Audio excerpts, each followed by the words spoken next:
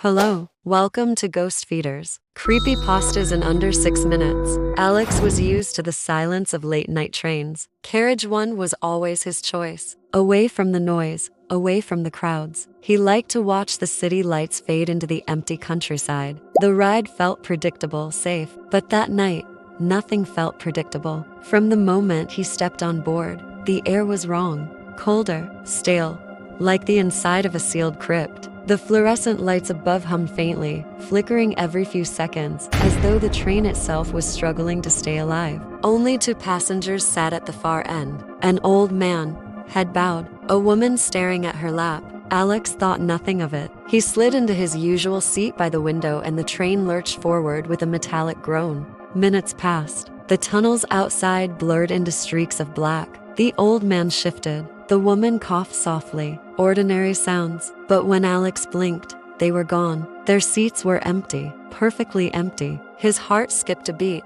He leaned forward, searching the carriage. No footsteps, no doors opening, no sound but the endless grinding of wheels on tracks. The train plunged into a tunnel. Darkness swallowed the windows. For the first time, Alex saw his reflection clearly in the glass. And behind him, a figure sat where no one should be, skin pale as candle wax, mouth stretched into an endless grin. He spun around. The seat was empty, nothing there. But when his eyes flicked back to the window, the figure in the reflection was leaning closer. Closer. Its lips stretched wide enough to tear. Then a whisper, not in the carriage, not in his ears, inside his skull. "Don't get off, Alex." His name. It knew his name. The tunnel spat them back into pale moonlight. And the carriage, it wasn't empty anymore. Every single seat was filled. Men, women, children, all facing forward, all utterly motionless. Alex tried to speak, but his voice caught in his throat.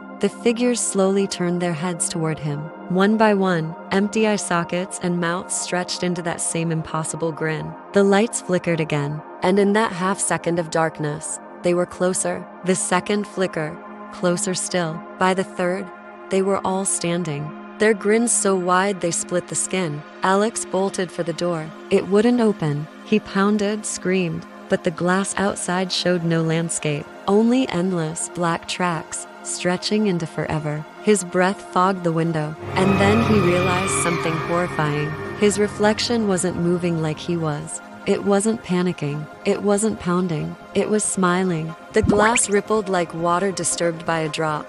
Hands pressed out from the other side. His own hands, but thinner, paler, wrong. Before he could move, the reflection yanked. The lights died. The train screamed on the tracks. And in that silence, Alex's seat was empty. Only the reflection remained. By dawn, the conductor logged Carriage One as abandoned. The ticket still sat warm on the seat. But if you take the last train, in Carriage One, sometimes the windows don't show your reflection. Sometimes they show Alex, pale, silent, mouth open in a scream you'll never hear. And Ghost Feeders, if you ever hear your name whispered on a train, don't turn around. That's how it begins. Thanks for watching. If you liked this story, please leave a like and comment. If you want to hear more, stay tuned. See you next time on Ghost Feeders.